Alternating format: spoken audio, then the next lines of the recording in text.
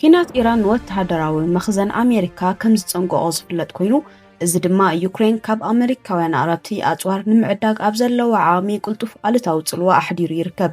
ብተወሳኺ ቻይና ወራር ኣብ ተካይደሉ እዋን ታይዋን ርእሳ ናይ ምክልኻል ዓማ ብዝምልከት ዝግፍታ ከም ዘሎ ብሰፊሑ ይዝረበሉ።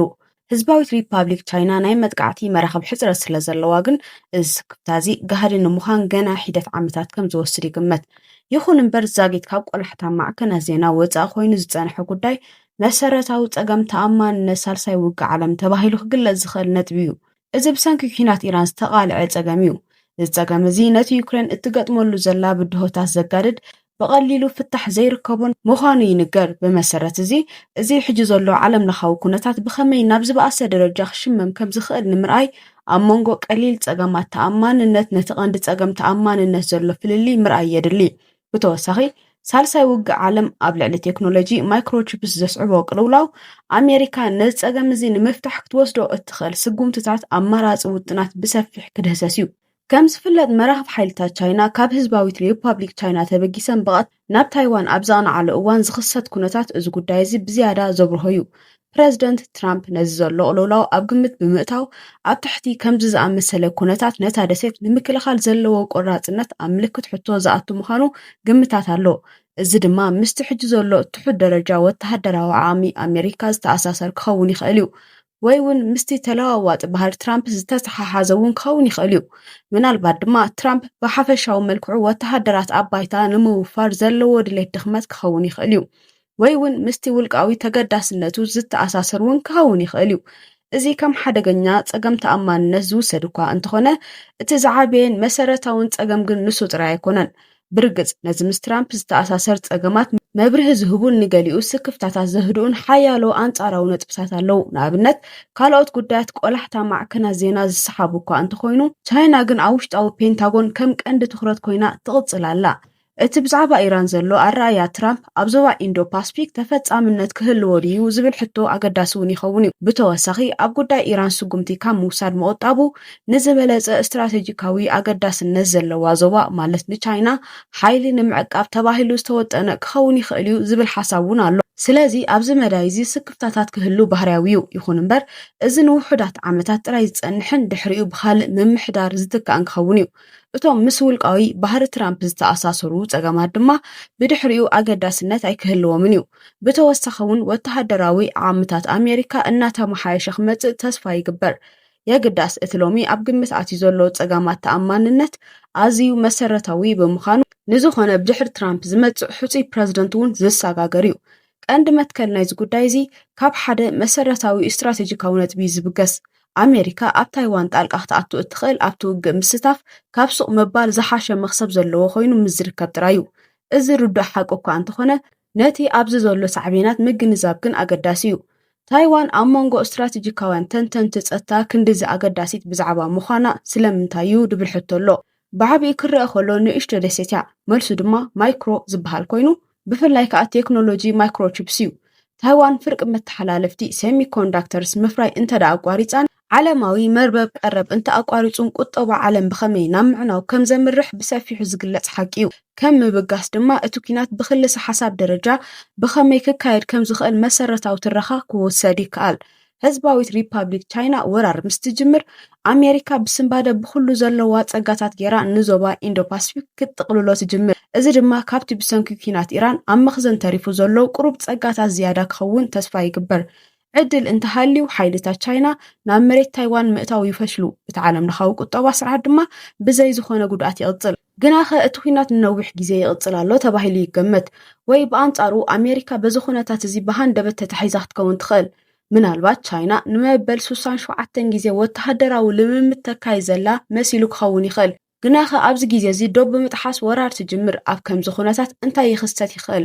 ኣብዚ እቲ ቀንዲ ዛዕባ ኣሜሪካ ጣልቃ ምእተዋ ካብቲ ካልእ ኣማራፂ ዝሓሾ ዝገብሮ ብዓብዩ እቲ ቁጠባዊ ኩነታት ምዃኑ እዩ። መርበብ ቀረብ ብዘይ ጉድኣት እንተደኣ ሃልዩ ሰደድ ዳግማይ ክሳብ ዝጅምር ድማ ኣብ ዝጽበየሉ ኩነታት እንተሃልዩ ነታ ደሴት ምሕላው ዓቢ ረብሓ ይህልዎ። በቲ ካልእ ገጽ ግን እታ ደሴት ብቕልጡፍ ብደብዳብ ዝዓነወት እንተደኣ ኮይና ኣሜሪካ ኣብቲ ግዜቲ እተሓላለኹ ረብሓ ኣዝዩ ውሕዱ ዝኸውን። ሓደ ሓሳቢ ፕረዚደንት እምበኣር እቲ ኩናት ብግብሪ ከም ዝተዛዘመ ወሲኑ ጣልቃ ካብ ምእታው ክቁጠብ ይኽእል እዩ። በዚ ኸኣ ወራር ታይዋን ኣብ ልዕሊ እቲ ኣብታ ደሴት ዘሎ ትካላት መተሓላለፍቲ ወይ ሴሚኮንዳክተር ናብ ዝካየድ ዘገርም ንጹር ፀወታ ይቕየር። ክልቲኦም ወገናት ኣብ ገለ እዋን ነቲ ቴክኖሎጂ ንምድሓን ድሌት ክህልዎም ከሎ ኣብ ካልእ ግዜ ድማ ንምዕናው ድራኸ ይህልዎም። ቅልውላው ታይዋን ብዝያዳ ንጹር እዩ። ታይዋን ነታ ደሴት ሃብታም ዝገብራ ኢንዱስትሪ ክትሕልዎ ትደሊ። ዝረብሕ ሓንቲ ብርቂ ፀጋኣ ብቐሊሉ ኣይተጥፍእን እያ። እዚ ኢንዱስትሪ እዚ ኣሜሪካ ኣብ ምክልኻል እታ ደሴት ወፍሪ ክትገብር ምድራኹ ድማ ካልእ ተወሳኺ ጥቕሚ እዩ። ስለዚ ታይዋን እቲ ተልእኾ ናይ ምዕዋት ጽቡቕ ተስፋ ክሳብ ዘለዎ ብዝተኻለ መጠን ነቲ ኢንዱስትሪ ክትከላኸለሉ ትፍትን። ይኹን እምበር ታይዋን ንኢንዱስትሪኣ እትገብሮ ምክልኻል ፍጹም ኣይኮነን። እቲ ኩናት ጽቡቕ እንተዘይከይዱ ታይዋን ንኹሉ ሰብኣዊ ፀጋታታ ብነፋሪት ክተውዕዘ እያ። ምናልባት እውን ኣብ ግዝኣት ኣሪዞንያ ንምስፋር ብተወሳኺ ታይዋን ኣብ ልዕሊ እቲ ኩሉ ኣብታ ደሴት ዘለዎ ስራሕታ ናይ ምዕናውን ምብታኽን ስጉምቲ ክትወስድ ትኽእል እያ። እዚ ንምግባር እውን ኣዝዩ ቀሊል ምዃኑ እዩ ዝግለጽ። እተን ክቡራት ማሽናት ኣዝየን ተነቀፍቲ እየን። ኣብ ውሽጢ ሓደ ሰዓት ኩሉ ነገር ዋጋ ኣልቦ ንምግባር ዝሓትት ፃዕሪ የለን። ኣብ ነፍሲ ወከፍ ናይ መፍረ ክፍሊ ሓደ ሰብ ዕላማ ሒዙ ምእታው ጥራይ እኹል እዩ። እቶም ነዚ ናይ ምዕናው ስርሒታት ዘካይዱ ወገናት ድማ ብዛዕባ እቲ ኩነታት ዝተሓዋወሰ ስምዒታት ክህልዎም ርድዩ። ብሓደ ወገን ብዙሕ ሰብኣዊ ክብርን ሃብትን ክዓኒ ከሎ ብኻልእ ወገን ግን ኣብ ልዕሊ ህዝባዊት ሪፓብሊክ ቻይና ሕነ ምፍዳይ ከም ጽቡቕ ስምዒት ክውሰድ ይከኣል እዩ። መበቆል መሬት ቻይና ካብተን ማሽናት ክትረብሕ ዝደሊ ወላ ሓደ ታይዋናዊ የለን። ብተወሳኺ ታይዋን ኣኽራናዊት ብምዃና ንዕጥቃዊ ቃልሲ ምችእት እያ። ዕላማኣ ድማ ህላወ ቻይና ኣብታ ደሴት ብዝተኻለ መጠን ስቓይ ዝመልኦ ንምግባር እዩ። ኢንዱስትሪ መተሓላለፍቲ ምእላይ ድማ ናይዚ ሓደ ዓብ ክፋል እዩ። ናብ ድራኻታት ቻይና ክምለስ ከሎ ኩነታት ኣንፈቱ ክቕይር ይጅምር። ቻይና ብሰንኪ ዘለዋ ቁጠባዊ ረብሓ ንኹለን እተን ማሽናትን ብዘይ ጉድኣት ክትዕቅበን ትደልያ ንበል። ግናኸ ቻይና ንታይዋን ኣብ ትሕቲ ቁፅፅራ ክትእትዋን ነቲ ቅድሚ 99 ዓመታት ዝጀመረ ሓድሕዳዊ ኩናት ብምሉእ ክዛዝሞን ድሌት ኣለዋ። ኣሜሪካ ድማ ኣብ መንገዲ ዕንቅፋት ኮይና ትስለፍ። ብሰንኪ እዚ ኣብ ቤጅን ዝርከቡ ሰበስልጣን ካብ መጀመርታ ንኹሉ ኣብ ታይዋን ዝርከብ መፍረዪ ትካላት ምዕናው ምኽንያታዊ ሓሳቢ ዝብል መደምደምታ ክበጽሑ ይኽእሉ እዮም። እዚ ድማ ንኣሜሪካ ካብቲ ውግእ ወፃኢ ብምግባር ተኽእሎ ናይ ዕውት ወራር ብዓቢኡ ክብከብሎ ይኽእል ዝብል ግምት ኣሎ። ብትሑት ዋጋ ዝርከብ ጽቡቕ ዕድል ካብ ብልዑል ዋጋ ዝመጽእ ሕማቕ ዕድል ዝበለጸ ክኸውን ስለ ዝኽእል ሕጂ ነዚ ናይ ድራማ መዋቕር ኣብ ግምት ብምእታው ኣሜሪካ ነቲ ናይ ተኣማንነት ፀገም ብኸመይ ትፈትሖ ዝብል ሕቶ ይለዓል። እቲ ዝቐለለ ፍታሕ ኣብዚ ዓወት ከምዘየለ ተቐቢልካ ምሕዳግ እዩ። እቲ ውግእ እንተጀሚሩ እቲ ኢንዱስትሪ ከም ዝጠፍእ ብምቕባል ንቕድሚት ምስጓም ጥራይ እዩ። ኣቐዲሙ ዝተጠቕሰ ጉዳይ ኣሪዞንያ ብሃውሪ ዝተመርፀ ኣይኮነን። ኣብ እዋን ቀዳማይ ምምሕዳር ትራምፕ ኣብ ኣሪዞንያ መፍረዪ ትካል ንምህናፅ ውጥን ከም ዘለዎ ኣፍሊጡ ነይሩ። ህንፀቱ ድማ ኣብ እዋን ምምሕዳር ባይደን ጀሚሩ። እቲ ትካል ኣብ ትሕቲ ካልኣይ ምምሕዳር ትራምፕ ብዝያዳ ሰፊሑ ይርከብ። ሓደ ክፋል ናይዚ ታይዋን እንተደኣ ፈሺላ ክውሰድ ዝኽእል ናይ ህፁፅ እዋን ውጥን ንምህላዊ ወተሃደራት ሓይሊ ኣሜሪካ ብፍላይ ካብ መበቆል መሬት ቻይና 100 ማይልስ ርሒቑ ኣብ ዝርከብ ቦታ ዘይምርኮስ መርበብ ቀረብ ንምህናፅ ዘድለየሉ ምኽንያት ካብዚ ዝብገስ እዩ። ግናኸ እቲ ኩናት ዝጅምረሉ ግዜ ብኣረኣያ ኣሜሪካ እቲ ኩናት ዝሰዓረሉ ግዜ ክኸውን ከም ዝኽእል ምእማን ዋሽንግተን ተስፋ ዝቆርፀሉ ኩነታት ይገጥማሎ ማለት ኣይኮነን። ቻይና ወራር ናብ ትጅምረሉ ደረጃ ፈፂምካ ከምዘይብፃሕ ምርግጋፅ ጥራሕ እዩ ዘድሊ። ነቲ ኣቐዲሙ ዝተገልፀ ፀገም እንተተሰውዒሉሉ እቲ ጉዳይ ኩናት ኢራን ብምሉእ ብኸመይ ናብዚ ከም ዝምለስ ምርኣይ ይከኣል። ንታይዋን ብኣግኡ ንምክልኻል እቲ ዝበለፀ መንገዲ እዩ። ንታይዋን ሕጂ ምዕጣቕ ምዃኑ ድማ ይግለጽ። ታይዋን ንርእሳ ንምክልኻል ብዝያዳ ኣብ እትዳለወሉ እዋን ጣልቃ ምእታው ኣሜሪካ ኣብ ሰሌዳታት ቤጅን ዝህልዎ ጽልዋ እናነከየ እዩ ዝኸይድ። ዕውት ወተሃደራዊ ወራር ዘይከኣል እንተኾይኑ እቶም ዝተረፉ ስክፍታታት ኣገዳስነት ኣይህልዎምን እዩ።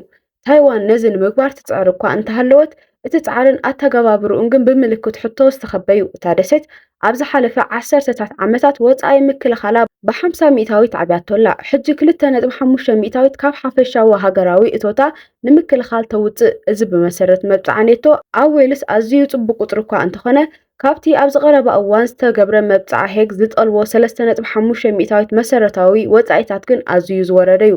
ፀጥታዊ ኩነታት እታ ደሴት ድማ ካብቲ ኣብ 2014 ኣብ ኤሮፓ ዝነበረ ኩነታት ብዓቢኡ ዝገደደ ክኸውን ይኽእል ዝብል ግምታት ኣሎ። ታይዋን ወፃኢታት ምክልኻላ ብተወሳኺ ንምዕባይ ውጥናት እኳ እንተሃለዋ እቲ ዝምዕብል ኩነታት ዝረአዩ ብወገን ኣተገባብራ ግን ኣሜሪካ ምድን ጓያት ትፈጥር ከም ዘላ ይግለጽ። ክሳብ 2025 ታይዋን ካብ 20 ክሳብ 22 ቢልዮን ዶላር ዝግመት ኣጽዋር ካብ ኣሜሪካ ንምግዛእ ውዕል ኣትያ እኳ እንተነበረት ዛጊት ግን ኣይተፈጸመን። ኣብ ወርሒ ታሕሳስ ዝተገብረ ናይ 11 ቢልዮን ዶላር ውዕል ድማ ነቲ ጉድለት ብተወሳኺ ይዕብዮ። ነዚ ሃጓፍ እዚ ብብዙሓት ረቑሒታት ኣበርክቶ ገይሮምሉ ኣለዉ። መሰረት ኢንዱስትሪ ምክልኻል ኣሜሪካ ካብ መወዳእታ ዝሑል ኩናታት ሒዙ ብሓፈሻ ድኹም ኮይኑ ጸኒሑ እዩ።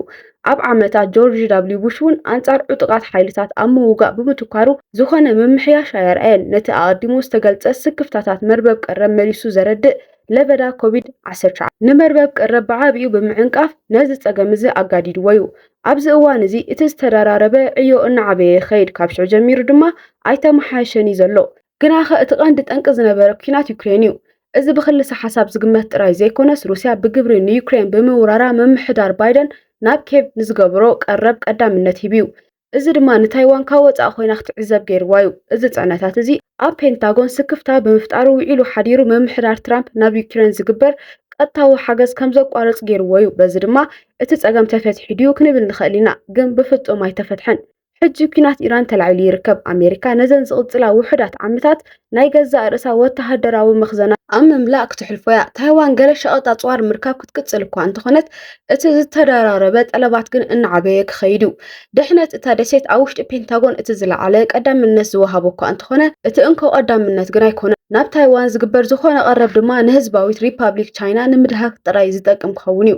ኣሜሪካ ንኻልኦት ተነቀፍቲ ቦታታት ንምሽፋን ተዓፃፅፍነታ ንምዕቃብ ካብቲ ተሃንፆ መኽዘናት ነቲ ዝዓበየ ብፅሒት ኣብ ኢዳ ክትሕዞ እያ። እዚ ድማ እቲ ኩናት ኢራን ዘቃልዖ ቀንዲ ተነቃፍነት ኣሜሪካ። ዋሽንተን ምስ ቤጂን ንምውጋእ ውሑድ ኣፅዋር ስለ ዘለዋ ጥራይ ዘይኮነስ ታይዋን ነቲ ኣፅዋር ኣብዚ ሕጂ እዋን ብህፁፅ ስለ ዘድልያ እዩ።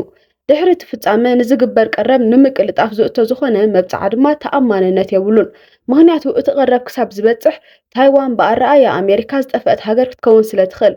ኣብ ማእከል ዞባ ኩናት ብግብሪ ቀረብ ምብፃሕ ድማ ኣዝዩ ኣፀጋሚ ይገብሮ። እዚ ጸልማት ዝመስል ገምጋም እኳ እንተኾነ ንመሻርክቲ ኣሜሪካ ኣብቲ ዞባ ተስፋ ዝህቡ ክልተ ነጥብታት ምጥቃስ ግን ይከኣል እዩ። ቀዳማይ ወራር ኣብ ዝጅምረሉ እዋን ኣሜሪካ ሙሉእ ብሙሉእ ብሃንደበት ክትፍለ ትኽእሎ የብላን። ህዝባዊት ሪፓብሊክ ቻይና ኣብቲ ሓደ ሸነኽ ናይቲ ፀቢብ ባሕሪ ካብቲ ንስሩዕ ወተሃደራዊ ልምምድ ዘድሊ ንላዕሊ ዓብይ ናይ ወራር ሓይሊ ክትእክብ ክትግደድ እያ። እዚ ልክዕ ከምቲ ሩስያ ኣብ ዋዜማ ኩናት ዩክሬን ዘርኣየቶ ዓይነት ወተሃደራዊ ምድለዋት እዩ። ግን ካብ ኣሜሪካ ዝወሃብ ዝኾነ ምላሽ ብቓሉ ህፁፅ ስጉምቲ ጥራይ ክኸውን ብምዃኑ ንቤጂን ምድሃኽ ኣፀጋሚ ክኸውን እዩ። ኣብ መወዳእታ ህዝባዊት ሪፓብሊክ ቻይና ኣሜሪካ በዚ መንገዲ እዚ ምላሽ ክትህብ ከም እትኽእል ትፈልጥ እያ። ሓይልታት ቻይና ድሮ ኣብ ወደባት መበቆል መሬት ይስለፉ እንተለዉ ጠንቂ እቶም ወደብቲ ኩናት ቻይና ኣሜሪካ ክትገብሮ እትኽእል ህፁፅ ስጉምቲ ንዕላምኦም እኹል ከም ዘይኮነ ስለ ዝገመቱ እዩ ክበሃል ይከኣል።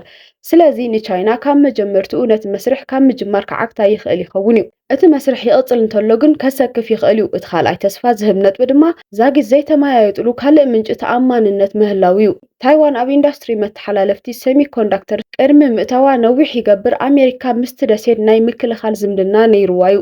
ገለ ካብኡ ኣንጻር ኮሚኒዝም ደው ምባል እኳ እንተነበረ ብርግፅ ግን ብዛዕባ ዲሞክራሲ ኣይነበረን። ታይዋን ቀዳማይ ናፃን ፍትሓውን ፕረዚደንታዊ ምርጫ ዘካየደት ክሳብ 1996 ኣይነበረን። የግዳስ ታይዋን ኣብቲ ቀዳማይ ሰንሰለት ደሴት ተባሂሉ ዝፅዋዕ ካብ መበቆል መሬት ቻይና ወፃኢ ዝርከቡ እኩባት መሬት ስለ እትርከብ ህዝባዊት ሪፓብሊክ ቻይና ካብዘን ደሴታት ዋላ ሓንቲ ኣብ ዘይትሕልወሉ እዋን ንኣሜሪካ ንቻይና ምግታኣ ኣዝዩ ዝቐለለ እዩ። ታይዋን ምስ ትወድቕ ግን ናይ ባሕሪ መጓዓዚታት ቻይና ኣብ ዓሚቕ ማያት ፓስፊክ ብቐሊሉ ክስወራ ይኽእለን። በዚ ምክንያት ድማ መፍረ ትካላት ስለ ዝዓነወ ጥራይ ኣሜሪካ ንታይዋን ክትሓድጋያ ዝብል ውሳነ ሙሉእ ብሙሉእ ርገፀኛ ክኸውን ኣይክእልን።